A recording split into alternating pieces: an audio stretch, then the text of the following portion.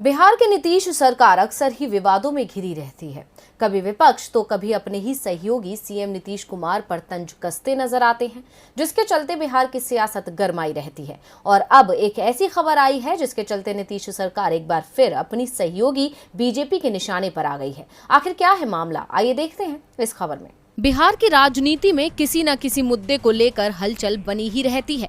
खासकर जनता दल यूनाइटेड यानी जेडीयू और भारतीय जनता पार्टी यानी बीजेपी में छिड़ी रार अक्सर ही सामने आती रहती है और दोनों ही दल एक दूसरे पर आरोप लगाते नजर आते हैं, जिसके चलते कयास भी हैं कि कभी भी बिहार एनडीए में बड़ी टूट हो सकती है। और अब ये अटकलें और तेज हो गई क्योंकि इस बार नीतीश राज में बिहार की कार्यप्रणाली पर किसी और ने नहीं बल्कि केंद्रीय मंत्री ने ही सवाल खड़े कर दिए हैं और सरकार पर तंज कसा है।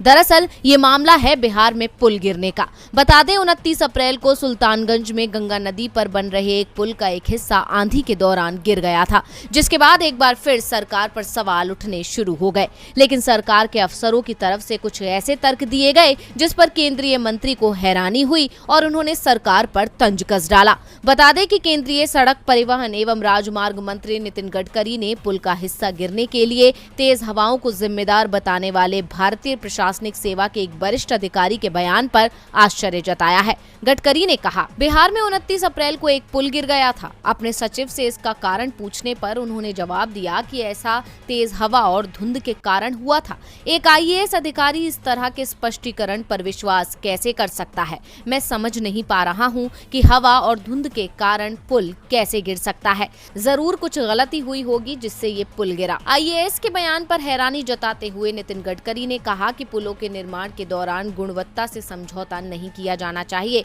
साथ ही उन्होंने कहा, पुल के निर्माण में घटिया सामग्री के उपयोग की संभावना से इनकार नहीं किया जा सकता। ये जांच का विषय है कि 1710 करोड़ रुपए की लागत से बन रहा निर्माणाधीन पुल तेज हवाओं का सामना भी नहीं कर सका। यानी साफ है, भले ही गडकरी ने नीतीश सरकार का नाम नहीं लिया हो, लेकिन उन्होंने सरकार की कार्यप्रणाली पर सवाल उठाते हुए पुल के निर्माण में घोटाला होने की आशंका जताई है। गौरतलब है कि इस पुल के निर्माण में हो रही देरी को लेकर पहले ही सरकार घिरी हुई थी, क्योंकि इस पुल का निर्माण कार्य वर्ष 2014 में शुरू हुआ था, जो 2019 में ही पूरा हो जाना था, लेकिन अभी भी ये पूरा नहीं हो पाया है। ऐसे में पुल गिर जाने से सरकार की मुश्किलें और बढ़ गई हैं।